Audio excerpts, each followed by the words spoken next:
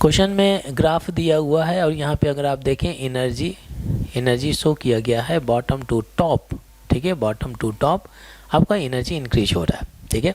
इसमें अगर आप देखें तो एक ही पॉइंट में दो मॉलिक्यूल ए एंड बी डले हुए हैं, मतलब ये क्या है कि ए एंड बी का जो एनर्जी है हैव सेम एनर्जी, ठीक है, दोनों का जो एनर्जी लेवल है सेम एनर्जी है, सेम एनर्जी हो गया। तो सेम एनर्जी किस में होता है? इक्विवेलेंट रेजोनेटिंग स्ट्रक्चर में होता है, ठीक है। जो इक्विवेलेंट रेजोनेटिंग स्ट्रक्चर होते हैं उनमें सेम एनर्जी होता है, और इक्विवेलेंट रेजोनेटिंग स्ट्रक्चर में क्या होता है? Same charge on the same atom, on the same atom हो गया, same charge on the same atom. ये कंडीशन अगर ये मेंटेन की जाती है तो वो इक्विवेलेंट रेजोनेटिंग स्ट्रक्चर होंगे जिनकी एनर्जी सेम होगी, उन्हीं को आप बोल सकते हैं ए एंड बी। ये बी होना चाहिए भाई, ठीक है। अब देखिए ए एंड बी ही हमें आइडेंटिफाई करना है। ये आपके जो ये आपके कंपाउंड डले हुए हैं, तो हमें देख लेना कि किस कंपाउंड का इक्विवेलेंट रेजोनेटिंग स्ट्रक्चर पॉसिबल है, ठीक है। अब ध्यान देते हैं केयरफुली। यहाँ पे अगर आप देखें जो फर्स्ट कंपाउंड डला है ये आपका CH3, आपका COO, यहाँ पे O हो गया, लोन पेयर डला हुआ है, ये आपका हाइड्रोजन डला है। ये लोन पेयर क्या कॉन्जुगेशन में आ रहा है? Double single lone pair of course आ रहा है। तो जब ये लोन पेयर रेजोनेंस में पार्टिसिपेट करेगा ये पाई बॉन्ड ऐसे ब्रेक होगा, ठीक है। आगे बढ़ते हैं तो ये आपका CH3 है, ये O माइनस हो गया और यहाँ पे डबल बॉन्ड हो गया। ऑक्सीजन ने एक लोन पेयर लूज किया तो पॉजिटिव चार्ज आना चाहिए, एक ही लोन पेयर बचा, यहाँ पे हाइड्रोजन हो गया। अब ध्यान देंगे ये आपका ए है और ये आपका बी है। अब आपसे ये पूछा जाए कि भाई ए एंड बी में सबसे ज़्यादा स्टेबल कौन सा होगा, तो आंसर क्या होना चाहिए? A is more stable than b. Condition क्या है, रीजन क्या है कि ये आपका जो ए है न्यूट्रल कंपाउंड है, इसके पास में कोई भी चार्ज नहीं था, जब रेजोनेंस में पार्टिसिपेट किया यहाँ पर पॉजिटिव नेगेटिव चार्ज आ जाते हैं। जो न्यूट्रल कंपाउंड होता है ज़्यादा स्टेबल हैं तो इनको नॉन रेजोनेटिंग स्ट्रक्चर बोला जाएगा, क्योंकि इनमें स्टेबिलिटी में वेरिएशन आ रहा है। जो इक्विवेलेंट रेजोनेटिंग स्ट्रक्चर होते हैं उनमें उनकी स्टेबिलिटी भी सेम होती है, ठीक है। अरे ये मेंशन कर देता हूँ भाई, इक्विवेलेंट रेजोनेटिंग स्ट्रक्चर जो है ना भाई, तो उनकी एनर्जी सेम होती है, इस वजह से आप बोल सकते हैं कि हैव सेम स्टेबिलिटी। इनका स्टेबिलिटी ऑर्डर क्या रहता है? बिल्कुल सेम रहता है, सेम स्टेबिलिटी रहेगा, ठीक है।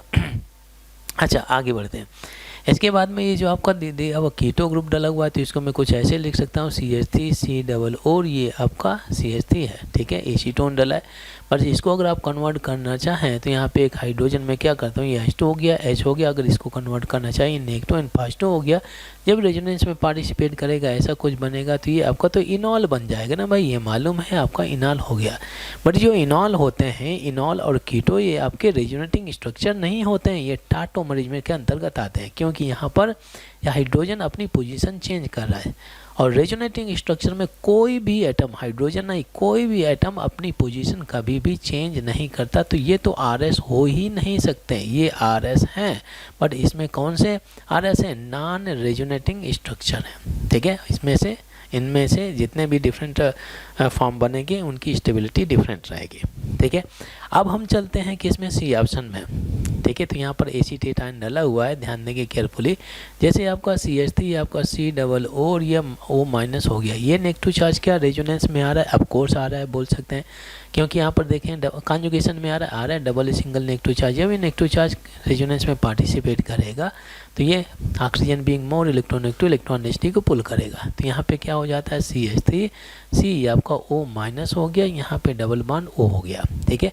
अब इसमें अगर आप देखें कितना नेगेटिव चार्ज था? 1, किसके ऊपर? ऑक्सीजन के ऊपर, जो इसका RS बना।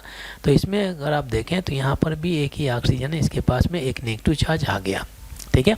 इस ऑक्सीजन के पास में एक नेगेटिव चार्ज आ गया सिंगल बॉन्ड से, डबल बॉन्ड O डला है, यहाँ पर भी डबल बॉन्ड O डला हुआ है। तो same charge on the same atom, same charge on the same atom, तो ये कौन से RS होंगे? इक्विवेलेंट रेजोनेटिंग स्ट्रक्चर होंगे। अब आपसे ये पूछा जाए कि इन दोनों में स्टेबिलिटी सबसे ज़्यादा कौन सी होनी चाहिए?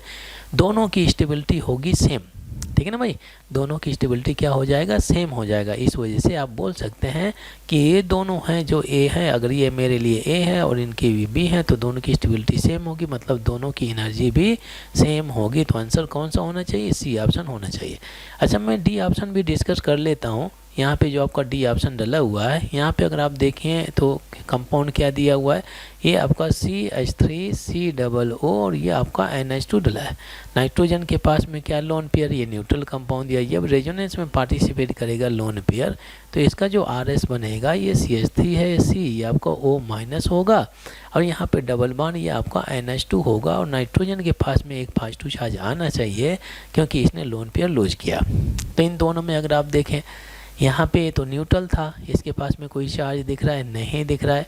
यहाँ पे अगर आप देखें चार्ज आ गया, तो ये कौन से रेजोनेटिंग स्ट्रक्चर है, नॉन इक्विवेलेंट, ठीक है, नॉन इक्विवेलेंट रेजोनेटिंग स्ट्रक्चर हैं। और इनमें से इन दोनों की स्टेबिलिटी में अगर ये A है और अगर ये B है तो A is more stable then B, क्योंकि A में कोई भी चार्ज नहीं है, ठीक है। C option is the right answer.